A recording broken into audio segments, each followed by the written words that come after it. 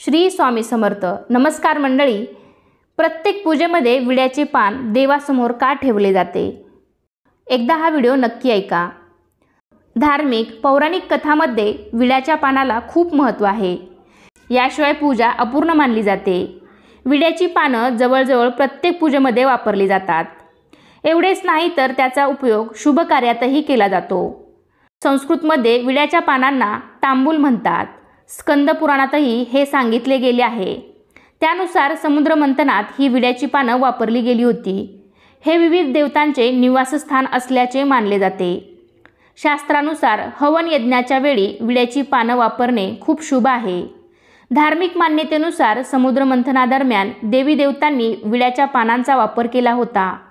तेव्हापासून पूजेमध्ये विड्याची पानं वापरण्याची परंपरा सुरू झाली. विड्याच्या पानाचा धार्मिक कथेत असलेल्या उल्लेखानुसार समुद्र मंथनातून अमृत निघाल्यावर भगवान विष्णूंनी मोहिनी रूप धारण करून अमृताचे वाटप केले. त्यात शिल्लक राहिलेले अमृत रोहिणीने जवळ उभ्या असलेल्या नागराज नावाच्या हत्तीच्या खुंटाजवळ नेऊन ठेवले. थोड्या दिवसांनी त्या अमृतामधून वेल उगवली. ही वेल नागाप्रमाणे खुंटावरून सरसर चढत जवळच्या मंडपावर पसरली. हिरवीगार पाने असलेली वेल पाहून देवांनी त्या वेलीला नागवेल म्हणून संबोधित केले. म्हणून भोजन झाल्यावर देवदेवता या पानांचा विडा खाऊ लागले. त्यानंतर देवाला महानैवेद्य अर्पण केल्यावर देवापुढे पानाचा विडा दक्षिणा ठेवण्यात येऊ लागली. धार्मिक ग्रंथामध्ये विड्याच्या पानांचे महत्त्व सांगितले जाते. विड्याच्या पानाच्या टोकास लक्ष्मीचा सहवास असतो. पानाच्या उजव्या बाजूस ब्रह्मदेवाचा सहवास असतो. मधोमध सरस्वती देवीचा वास असतो. डाव्या बाजूस पार्वती देवीचा वास असतो. पानाच्या लहान देठामध्ये महाविष्णूचा वास असतो. मागील बाजूस चंद्रदेवतेचा वास असतो. सर्व कोपऱ्यामध्ये परमेश्वराचा वास असतो.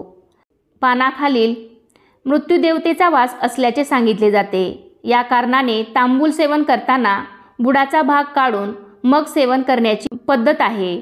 जेवणानंतर पान खाणं ही प्राचीन काळापासून चालत आलेली परंपरा आहे. आयुर्वेदातही पान खाण्याचे फायदे नमूद करण्यात आले आहेत. अगदी आजीबाईच्या बटव्यातही या पानांचा आवर्जून समावेश करण्यात येतो. या पानांची मुळं चव ही तिखट स्वरूपात असते, परंतु यामध्ये कॅल्शियम, प्रोटीन, खनिजे, कार्बोहायड्रेट, फायबर, व्हिटॅमिन सी मुबलक प्रमाणात आढळते. हे पान तयार करण्याचीही एक वेगळी पद्धत असते. या पानामध्ये गुलकंद, वेलची, सुपारी, काथ, चुना यासारखे अनेक मसाले टाकले जातात. त्याचप्रमाणे पानामध्ये टाकण्यात येणाऱ्या मसाल्यानुसार त्यांना वेगवेगळी नावंही आहेत. याचे आरोग्यदायी फायदे म्हटले तर पोटाच्या समस्या दूर होतात. पान खाल्ल्याने पचनक्रिया सुरळीत होण्यास मदत होते. तसेच तोंडाची दुर्गंधी दूर करण्यासाठी याचा उपयोग होत असतो. नागवेलीच्या पानामध्ये असलेले गुणकारी तत्व शरीरातील हानिकारक बॅक्टेरिया कमी करण्याचे काम करतात. ज्या लोकांच्या तोंडाला दुर्गंधी येत असेल त्यांनी पान खाणं फायदेशीर ठरतं. विड्याच्या पानाला केवळ महाराष्ट्रीय लोकांमध्ये नाही तर इतर धर्मातील लोकांमध्ये देखील महत्त्व आहे.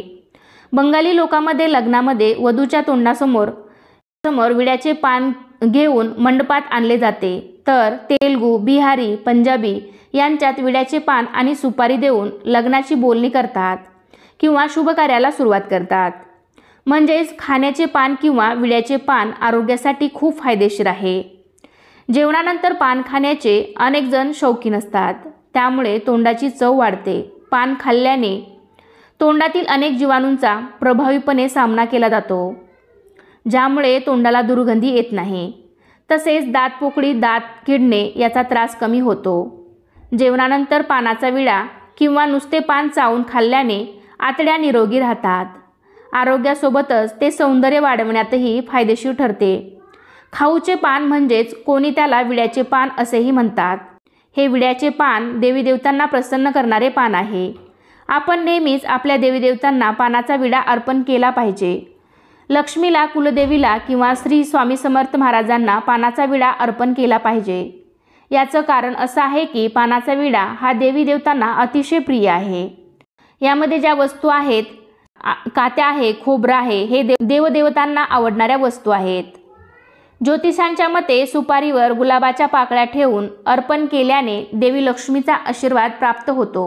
यामुळे आयुष्यातील सर्व समस्या दूर होतात.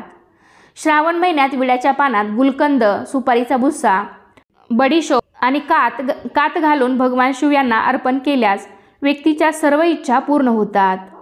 जर तुमच्या जीवनात विवाह योग येत नसेल तर सिंदूर आणि तूप मिसळून आपले नाव विड्याच्या पानावर लिहा. त्यानंतर ते देवी दुर्गाला अर्पण करा. हा उपाय केल्यास विवाह लवकरच होईल. घरातील नकारात्मकता दूर करण्यासाठी विड्याच्या पानांचा वापर केला जातो. घरात पूजा करताना विड्याची पानं अर्पण करा. त्यामुळे वाईट गोष्टींची सावली तुमच्यावर नसेल.